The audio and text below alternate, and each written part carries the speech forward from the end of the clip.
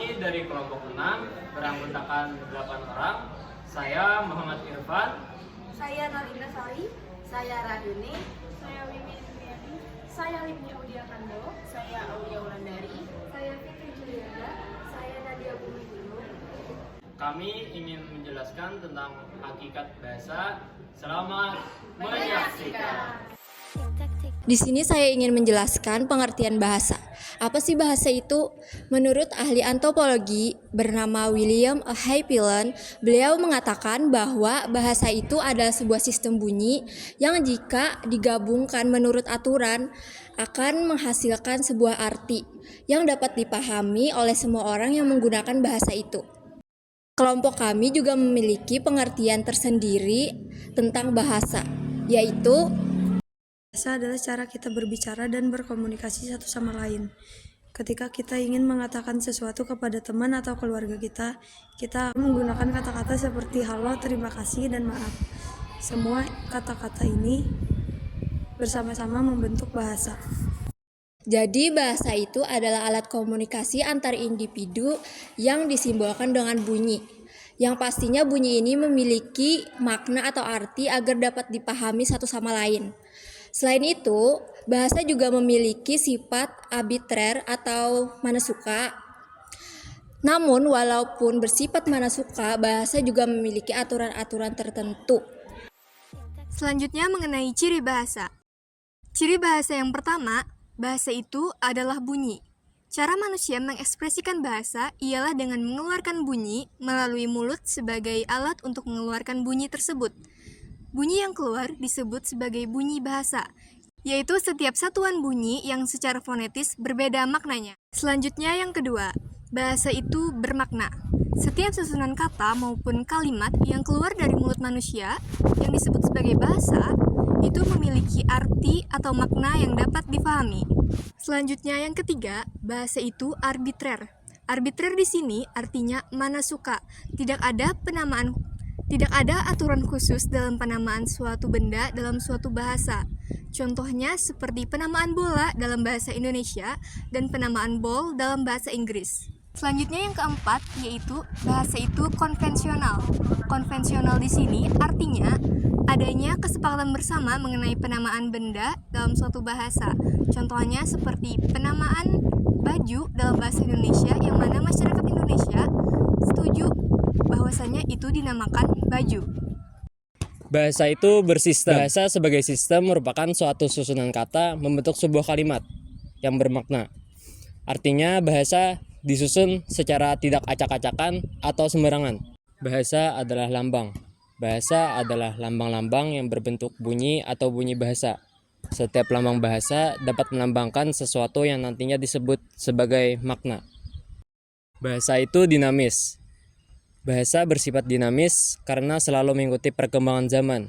Seiring dengan sifat bahasa itu, masyarakat selalu berupaya untuk membentuk kata-kata yang disesuaikan dengan penggunaan bahasa tersebut. Bahasa itu manusiawi. Manusia sebagai makhluk sosial juga berinteraksi dan berkomunikasi menggunakan bahasa sebagai media. Baik berkomunikasi menggunakan bahasa lisan maupun bahasa tulisan. Bahasa juga membedakan antara manusia dengan makhluk hidup lainnya. Bahasa itu unik, artinya berbeda dari yang lain. Bahasa manusia berbeda dengan bahasa hewan, begitupun sebaliknya. Bahasa itu bersifat universal. Terdapat sistem dalam bahasa yang digunakan bersama dalam mancanegara, seperti adanya huruf vokal dan konsonan. Bahasa itu bervariasi. Suatu negara memiliki bahasanya masing-masing, begitupun di Indonesia, memiliki berbagai macam bahasa. Setiap suku memiliki bahasanya masing-masing. Bahasa itu produktif, artinya menghasilkan. Contohnya seperti terdapat 26 huruf abjad yang dapat menghasilkan kata, frasa, klausa, dan kalimat yang tak terhingga. Fungsi-fungsi bahasa. Yang pertama sebagai alat komunikasi, yang kedua sebagai identitas bagi suku atau bahasa, yang ketiga sebagai alat pemersatu bangsa, yang keempat sebagai alat kontrol sosial, yang kelima sebagai alat untuk berpikir, yang keenam sebagai alat untuk menyalurkan kepercayaan. Adapun menurut Finocchiaro, yang pertama personal. Personal berarti pribadi atau perseseorangan. Yang kedua interpersonal. Interpersonal berarti pribadi atau perseseorangan.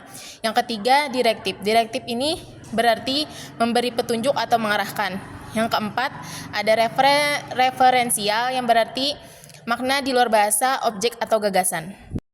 Fungsi bahasa yang kelima menurut Finocchiaro adalah imajinatif. Imajinatif merupakan penggunaan bahasa yang digunakan untuk hal-hal atau peristiwa-peristiwa fiktif atau tidak nyata. Adapun fungsi-fungsi bahasa menurut Halliday, yang pertama yaitu instrumental. Instrumental ini berkaitan dengan segi pendengar atau lawan berbicara. Yang kedua adalah regulatoris. Regulatoris ialah fungsi bahasa yang digunakan untuk mengendalikan suatu peristiwa. Yang ketiga yaitu interaksional, yaitu adalah fungsi yang digunakan untuk mempertahankan ketahanan atau untuk memelihara komunikasi. Fungsi personal meliputi penerapan bahasa sebagai media untuk menggambarkan keadaan emosi atau perasaan pembicara. Contohnya, wah, indah sekali pemandangan di gedung ini. Dalam contoh ini, fungsi personal bahasa menunjukkan perasaan kagum dari pembicara mengenai pemandangan yang indah.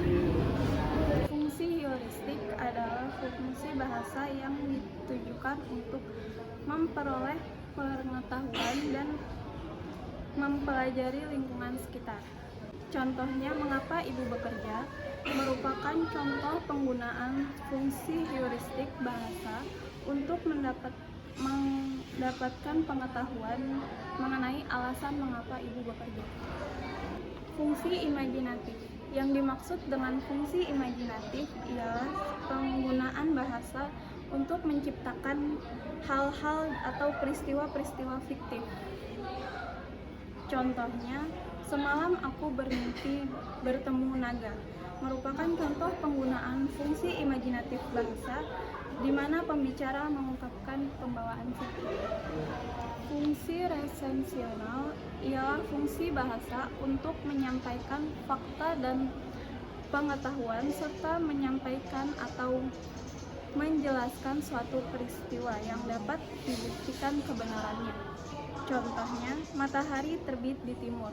Dalam contoh ini, fungsi resepsional bahasa menyatakan suatu fakta yang dapat dibuktikan kenyataannya.